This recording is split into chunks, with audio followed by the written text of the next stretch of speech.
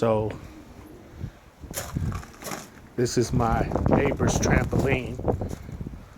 It came up over this concrete wall and landed here and busted out Ryan's window. It's busted through both panes. So I'm gonna have to board that up, cardboard it up. And you can see where it scraped the house there,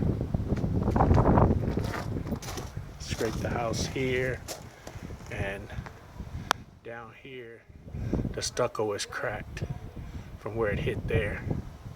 And you can see the blue on the wall from where it drug down the wall. So we had a big windstorm today in Vegas, and that's why you see all this dirt on the windows. There's a little bit of rain with sand blowing everywhere, so we need to wash all that off. But again, this is not our trampoline. This trampoline belongs to the neighbors over there, and they've moved out.